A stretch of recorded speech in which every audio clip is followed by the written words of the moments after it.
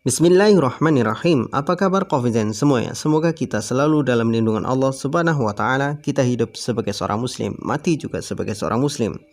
Qofizan semuanya, bagi yang bertanya apakah channel Qof ini sudah pulih, jawabannya adalah belum. Tetapi kami masih bisa memberikan upload video sampai channel kami benar-benar pulih kembali.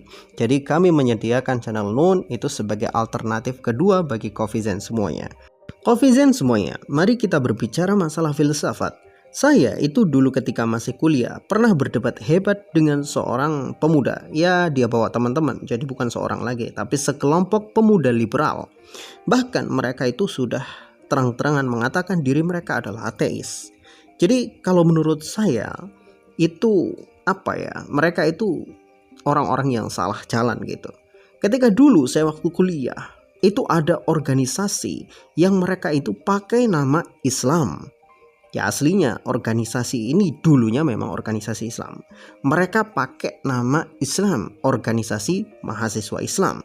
Tapi isinya adalah orang-orang liberal. Bahkan mereka sudah mengatakan diri mereka sebagai ateis. Jadi ketika mereka itu saat pengkaderan pun didoktrin jadi orang-orang yang ateis. Bahkan ada yang sudah dosen itu memberikan materi kepada mereka dengan cara menginjak Al-Quran.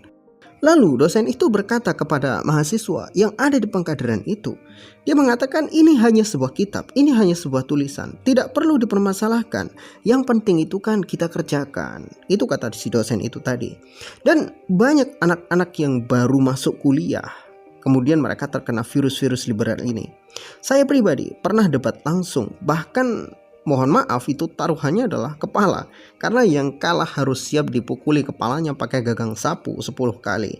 Ya waktu itu mereka itu bertanya kepada kami yang sedang nongkrong. Kami kan anak-anak IMM, kuliahnya di Muhammadiyah. Nah mereka itu tiba-tiba nyamperin kami ketika kami sedang nongkrong. Dia langsung bertanya, apa perasaan kamu kalau kamu nanti mati, kemudian ternyata Tuhan yang kamu sembah itu nggak ada? Ya ini pertanyaan yang mereka lontarkan kepada kami. Kemudian pada saat itu saya katakan kalau saya bisa jawab, maka tantangannya adalah yang kalah harus dipukul 10 kali kepalanya dengan gagang sapu. Tapi kemudian mereka nggak berani. Pengecut lah kata saya. Tapi ya sudahlah, kita lanjutkan saja. Meskipun mereka nggak mau, akhirnya tetap kita lanjutkan debat itu. Kemudian saya jawab kepada mereka, ya bagi saya, bagi kami, kalau seandainya kami mati dan ternyata Tuhan itu nggak ada, ya nggak masalah bagi kami. Toh Tuhan nggak ada kan? Jadi apa masalahnya gitu? Yang jadi masalah adalah kalau kalian yang mati ternyata Tuhan itu ada. Mau apa lo? Mau apa? Itu kan kalau kalian yang mati. Terus gimana kalau ternyata Tuhan ada? Mau ngapain kamu? Mau balik ke dunia? Kan nggak mungkin. Kemudian mereka berkata, ya tapi kan kamu rugi dong. Ibadah setiap hari nggak boleh ini, nggak boleh itu, lakuin ini, lakuin itu sampai kamu mati. Terus kemudian kamu mati ternyata Tuhan itu nggak ada. Rugi dong hidup kamu selama ini, kamu banyak sia-siakan gitu kan. Kemudian saya jawab, ya nggak juga. Nggak ada ruginya bagi saya ibadah, melaksanakan perintah Tuhan, menjauhi larangannya. Meskipun Tuhan itu nantinya misalkan ketika saya mati ternyata Tuhan gak ada, ya saya juga tetap akan selamat setelah saya mati gitu, gak ada masalah. Tapi kan kalau kalian yang mati terus ternyata Tuhan itu betul-betul ada, ya kalian gak bakalan selamat. Jadi kalian sendiri yang rugi. Jadi kalian mau balik lagi ke dunia, emangnya bisa? Kan gak mungkin. Tunjukkan ke saya kalau ada orang yang pernah mati, beneran mati ya, terus dia udah dikuburin, tiba-tiba bisa pulang lagi keluar dari kuburannya dan balik ke rumah. Kalau mati suri ya itu lain cerita. Sebab kata dokter, mati suri itu hanya sebuah kondisi. Orang tertidur tapi nampak seperti mati. Banyak orang yang salah paham tentang mati suri. Nah pertanyaan saya itu kan, kalau ternyata kalian mati dan ternyata Tuhan itu ada, apa kalian tuh nggak rugi tuh?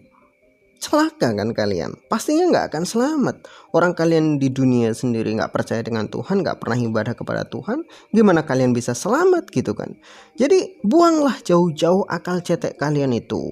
Lebih baik kalian itu sedia payung sebelum hujan, sedia duit sebelum bepergian. Selesai, itu aja kehidupan kita. Ya, setelah saya berikan jawaban itu, mereka pun langsung pergi. Ya karena saya tahu sebetulnya mereka itu hanya menyampaikan apa yang mereka dengar dari pengkaderan mereka. Yang pengkaderan mereka itu sebetulnya juga pertanyaan itu adalah pertanyaan yang selalu diulang-ulang dari zaman dulu sampai hari ini. Dan pertanyaan itu nggak pernah berubah.